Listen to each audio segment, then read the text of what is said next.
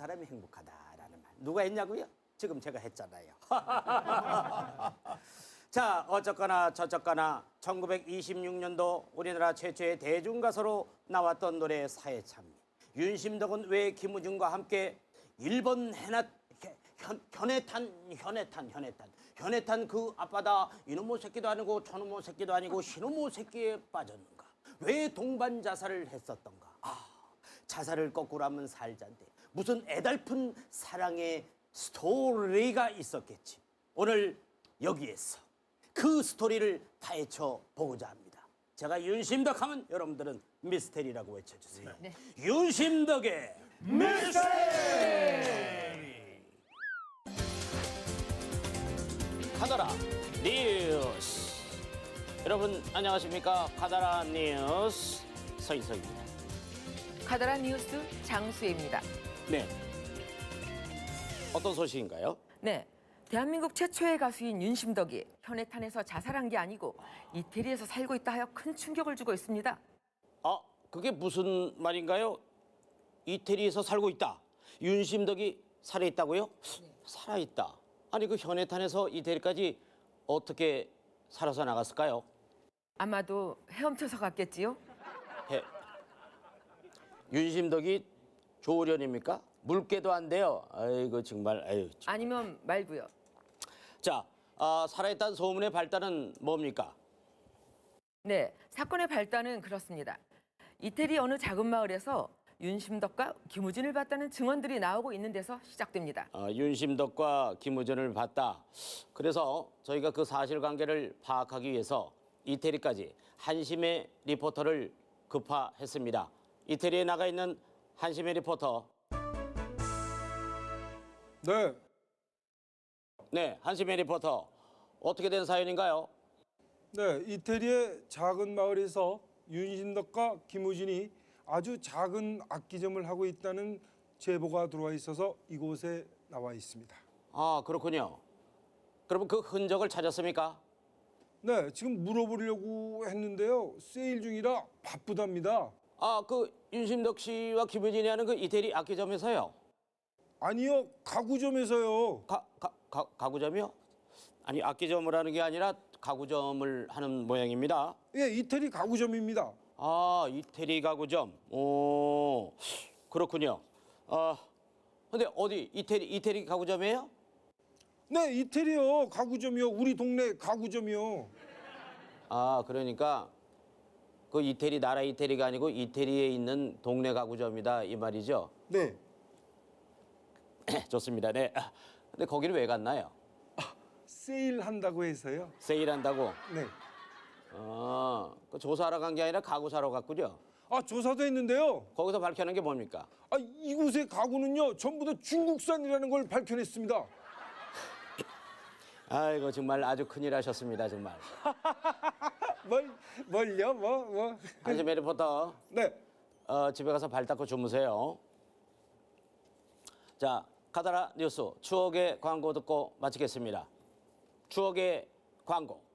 12시에 만나요 브라보꿈 둘이서만 만나요 브라보꿈 살짝이 데이트 로또 브라보꿈.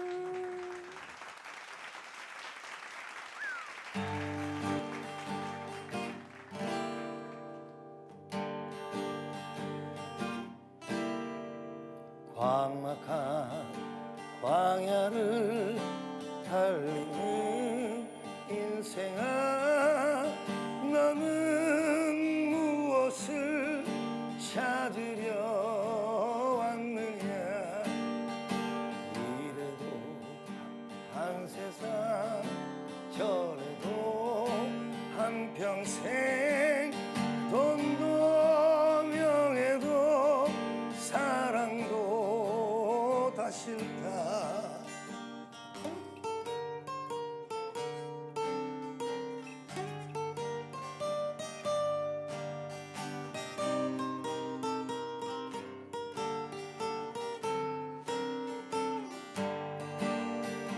녹수 청사는 변함이 없건만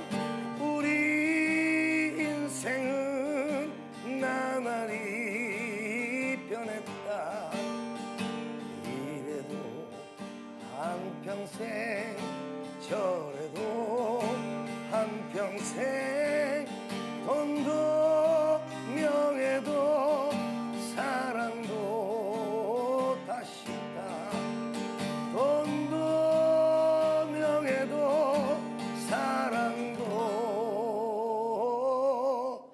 다 싫다.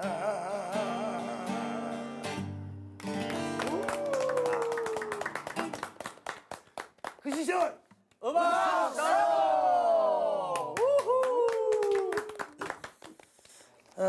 오늘은 대한민국 최초의 성악가 그리고 최초의 국비장학생 그리고 최초의 가수 윤심덕 씨 또 하나 더 있죠. 최초의 스캔들 메이커 그 윤심덕 씨 미스터리에 대해서 한번 알아보겠습니다. 네, 윤심덕 정사 사건은요. 정말 그 당시 발칵 뒤집어진 사건인데요. 사건을 되짚어 보면 당시 시모노세키와 부산을 오가는 배에서 한국 최초의 소프라노로 알려져 유명세를 탔던 윤심덕과 전라도 거부의 아들로 신국운동에 앞장섰던 김우진이 동반 자살했다는 소식은 정말 세상을 떠들썩하게 했습니다. 네, 당시에 그들의 유품은요. 윤심덕이 남긴 현금 140원 그리고 장신구가 전부였습니다. 그리고 김우진이 남긴 현금 20원 그리고 금시계였죠. 유서는 발견되지 않았고요. 객실 담당에게 뽀이에게라는 편지를 썼어요. 그리고 돈 5전과 함께 놔뒀었죠. 그리고 거기에는 이런 말이 있었어요. 유품을 집으로 돌려달라, 보내달라 이렇게 써 있었습니다. 강철 씨, 네네. 그 윤심덕이 정말 그 김우진하고 자살했을까요? 저는 그 절대 그 아니라고 생각하는 사람 중에 한 사람이죠. 왜냐하면은 그때 당시 그 이런 주장들이 굉장히 많이 떠돌았어요. 자살이 아니고 살아있다 이겁니다. 예? 왜 그들이 말입니다. 물에 빠지는 모습을 본 사람들이 단 한 명도 목격한 사람이 없다는 것입니다. 심지어는 이들이 죽음을 가장을 한 다음에 그 이탈리아로 가가지고 악기상을 하면서 숨어서 살고 있다는 이런 얘기가 있어요. 심지어는 이탈리아에서 누가 만났던 사람까지 있을 정도니까 그런 얘기가 한때 돌았었어요. 그러니까 다시 얘기하면 윤심덕은 자살이 아니다. 일부러 죽은 척한 거다. 또 아니면 모르겠다. 그건 어떤 일이었는지 하나씩 오늘 파헤쳐 보겠습니다. 자, 첫 번째 윤심덕은 살아있다. 무슨 이유로 살아있고 또 잠적했던 걸까요? 제가 생각하기에는 이렇습니다. 여기서 우리가 가장 주목할 것은 윤심덕이 왜 자살이 아니다라고 생각하냐면 윤심덕은 그 당시에 자유연애론자였거든요. 자유연애론자인데 한 남자 때문에 자살했다? 이건 아니라고 그런 거지. 절대 아닙니다. 그러니까 이제 자살이 아니고 어딘가에 살아있다. 근데 이제 아까 얘기하신 대로 가장 유력한 것이 이태리다. 근데 이건 진짜 그 믿거나 말거나 하는 뉴스에 가끔 나온 것 중에 그 두 사람을 이탈리아에서 만났던 사람이 있대요. 그러니까 그런 걸로 봤을 때는 굉장히 신빙이 가요. 그러니까 그 사람 말까지는 신빙이 가는데 그 다음은 역시 이제 우리가 잘 아는 말로 카더라 뉴스가 아니겠어요? 그렇죠. 근데 그 만났다는 사람도 사실은 실체가 없는 거니까 카더라한 거죠. 그렇죠. 네. 자, 두 번째. 윤심덕은 타살일 것이다. 이것도 어떻게 된 얘기일까요? 네, 윤심덕이 힘들게 살 때 김우진이 그 사실을 알고 목포로 초청해서 가족음악회를 빌미로 지원을 해줬다고 하네요. 경제적인 지원이 되겠죠. 그렇죠, 그렇죠. 네, 그런데 가족음악회였으니 김우진의 와이프도 와 있을 것이고 거기서는 김우진의 아내가 그들의 사이를 눈치채게 됐고 여자의 또 질투는 또 온열에 또 소리가 내리잖아요. 무섭죠. 일단 저라도 안 또 당해본 사람 아니면 모릅니다. 저라도 가만히 안 있었을 것 같습니다. 근데요, 또 이런 걸 짐작해 볼 수도 있어요. 윤심덕은 김우진에게 오사카로 오라고 전보를 띄웠대요. 오지 않으면 자살하겠다.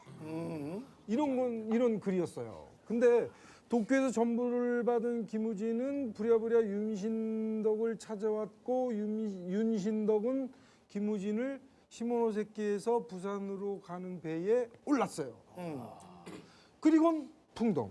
아니, 이건 정말 치정에 얽힌 타살이다라고 생각해 볼 수 있는 그런 부분이다 이겁니다. 아, 그렇군요.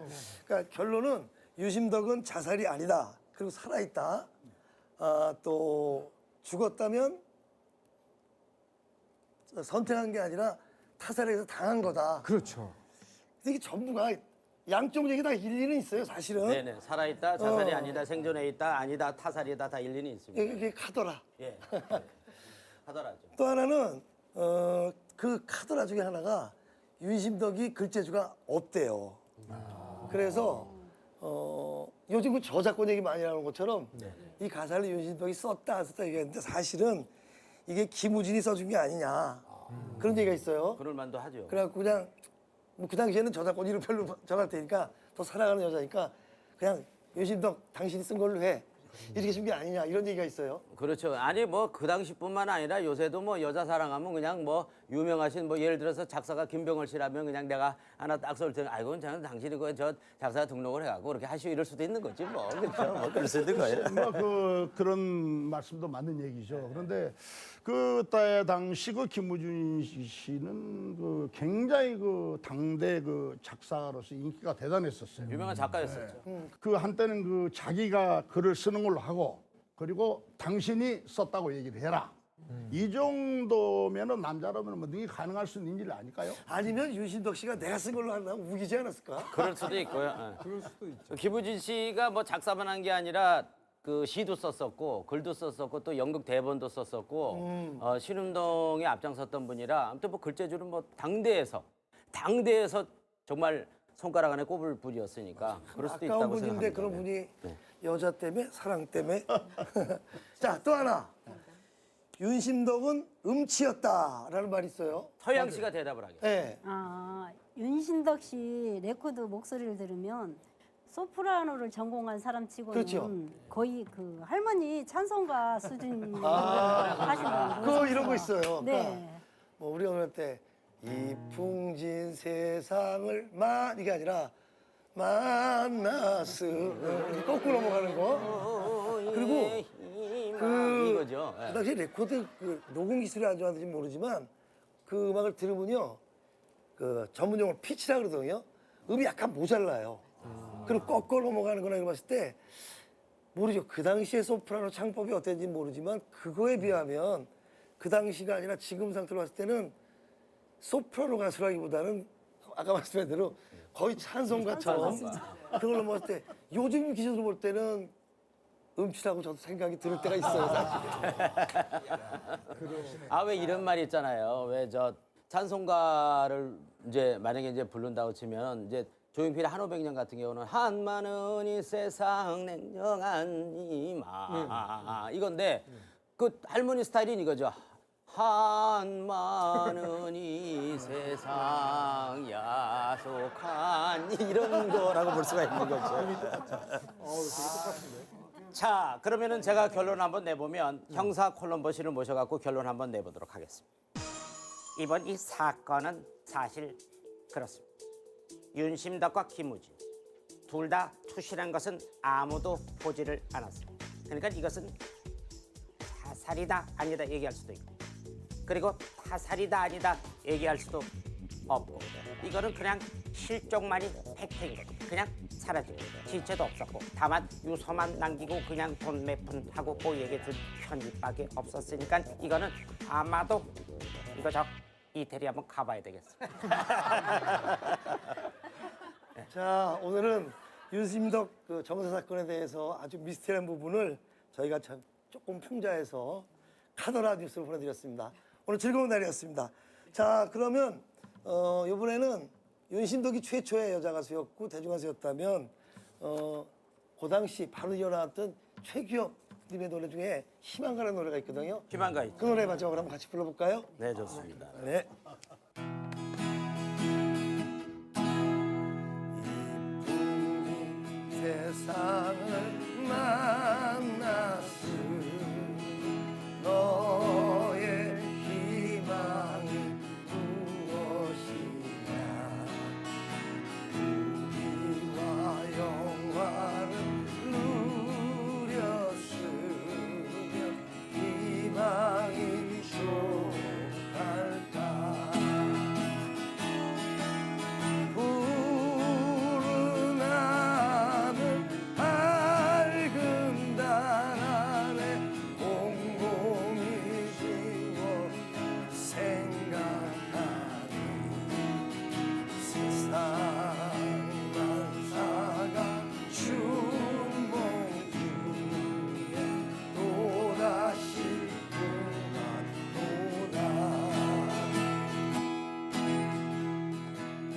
오늘 즐겁게 드셨어요?